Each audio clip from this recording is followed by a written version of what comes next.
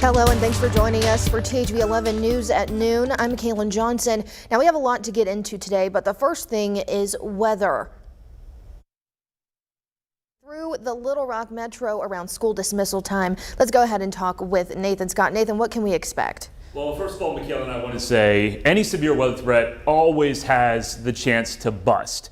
With that said, though, our severe weather concerns continue to increase. In fact, the Storm Prediction Center has now upgraded to a high risk of severe weather for East Central Arkansas. That includes you folks in Pine Bluff, Stuttgart, West Memphis, and even the moderate risk, or the 4 out of 5, has pushed its way into the Little Rock Metro. It's less off to the west. So the bottom line is we're watching for storms developing off to the west. As these storms race their way to the east, they will strengthen and begin to rotate. And that's why there's a potential we could not only see tornadoes, but there could be strong tornadoes that stay on the ground for several miles. So could be a serious weather day here in Arkansas, ladies and gentlemen. We don't have a tornado watch just yet, but when they do issue one, it will likely be known as a special tornado watch, which is a particularly dangerous situation. And that's because there's that threat. We could see strong to violent tornadoes. Out there right now, we got some rain into East Arkansas.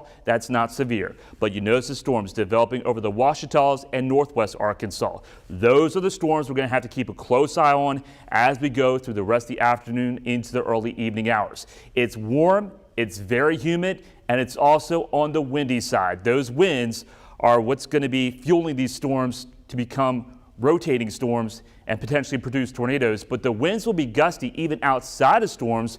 You could see power outages because those gusts could be as high as 35 to 45 miles per hour. I'll have more on the timing of these storms and what the main threats are across the state and when they all move out coming up. Nathan, thank you. And with the severe weather moving through the Little Rock Metro around school dismissal time, area school districts are making decisions to keep students and staff safe. The Pulaski County Special School District announced this morning staff will not dismiss students early because of the timing of the storm. Other school districts like Cabot, North Little Rock, and Jacksonville, North Pulaski decided to dismiss early. Pulaski County Special School District's communications director says they decided it would be safest to keep the students in school and off the roads in case of any tornado warnings. The most important thing is that safety and patience. Obviously, we want to keep our kids safe, and then we appreciate the patience of parents as we make sure that we make the best judgment calls so that we are able to keep everyone safe as storms push through. Because in Arkansas, you just never know what will pop up. Now, Duff says parents can check their children out of school early if they want to, but not if tornado sirens are going off. And one of the best ways you can be prepared is by downloading the THV 11 app. There you can stay informed on the latest news, headlines, and weather events anywhere, anytime. It's free to download on the Apple App Store and Google Play. And be sure to follow the THV 11 weather team on Facebook for forecasts and updates. Now, severe weather isn't abnormal in Arkansas this time of year. We've already seen plenty of it. Now, that's led to a spike in Google searches of people trying to figure out if their insurance covers severe weather damage. THV 11's Brooke Buckner explains what you need to know. It's like throwing a bomb in the middle of the city. That's how Mayflower's former mayor, Randy Holland, describes the Mayflower-Vilonia tornado, which killed more than a dozen Arkansans. You need to make sure that you're covered on all your damage. It struck his home, damaging the roof. Luckily, his insurance covered it. I was sure glad that it was just a deductible, but you need to have that covered. But what about yours? Would you be covered? Often when we hear from consumers, they've had a loss and something's not covered. Arkansas's insurance commissioner, Alan McLean, says info about this is already in your policy now. That's why he strongly recommends checking your coverage before it's too late. And also, it's very helpful ahead of time before a tornado or before some severe weather. To just take an inventory of what you have in your home. McLean says usually there's an uptick in people looking for answers months after a big storm hits. Policyholders later on might have some questions about how their claim's been resolved and maybe need some help interacting with their insurance companies, which we're always glad to help consumers any way we can. As for Holland, he says Mayflower learned a lot of lessons through that storm, including the importance of having good insurance and a storm shelter. You need to have that prepared so that you'd be ready for storm season.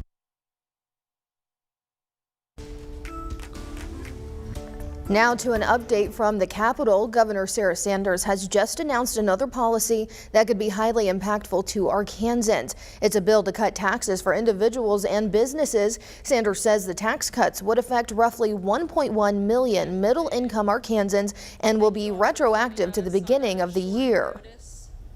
Today's incremental tax cut is a continuation of the recent tax cuts the legislature has made to our state's tax rate. We have to continue to work until we can wipe the income tax off the books.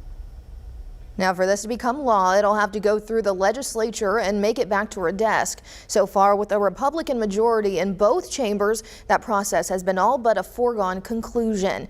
And Arkansas Education Secretary Jacob Oliva is now traveling the state discussing Governor Sanders' Arkansas Learns Act. He met with dozens of district leaders Thursday in Plumerville. Some leaders are expressing concerns about guaranteed teacher pay raises to $50,000. They're worried districts won't be able to afford it. Secretary Oliva will continue touring Arkansas to talk logistics with education reps. He says he wants to cover every corner of the state to make sure everybody has a chance to be heard. The road to the Final Four has reached Houston, Texas. 4 teams will battle for the NCAA men's basketball title this weekend, capping off one of the most surprise-filled tournaments in years. Jan Crawford has the story. There are always upsets during March Madness, and often a Cinderella team or two, but this year is different. The biggest win in Hurricane Hoops history. 3 men's teams are making their first appearance in a Final Four. That would be the Miami Hurricanes, the San Diego State Aztecs, and number 9 seed Florida Atlantic. The UConn Huskies round out a Final Four that left millions of shattered brackets across the nation.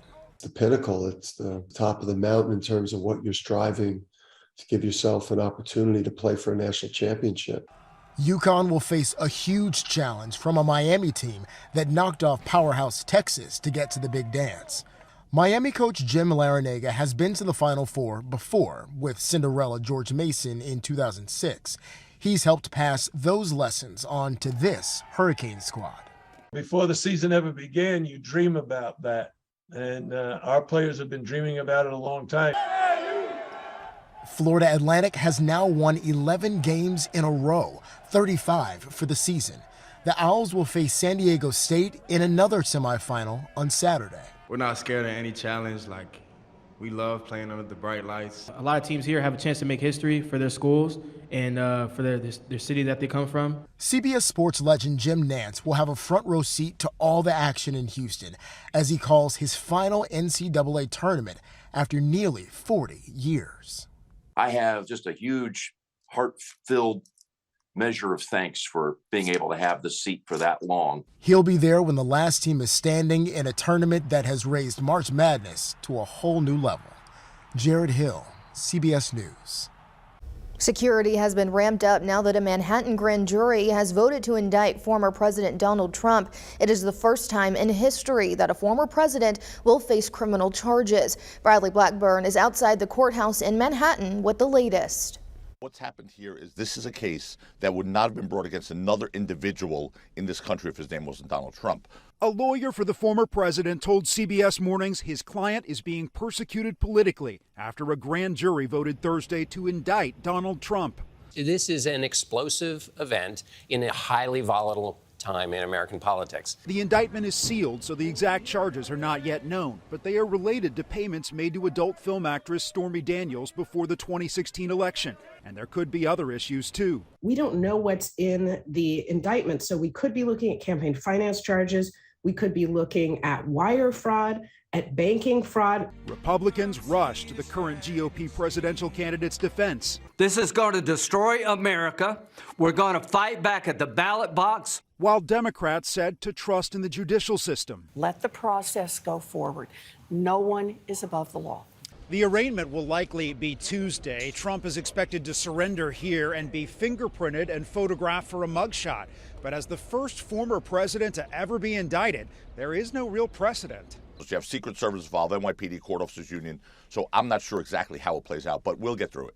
With security a big concern, the NYPD notified all officers, including plainclothes police, to be in full uniform today and ready for deployment. Bradley Blackburn, CBS News, New York. Don't you love when advances in technology make life easier? In 2 minutes, more about the app improving communication for those unable to speak. Nathan? A new severe thunderstorm warning has been issued for parts of Howard County. That one already starting to rotate as it gets closer to Pike County. It could be a dangerous day here in Arkansas. I'll have more on the storm timing and impacts we could see coming up.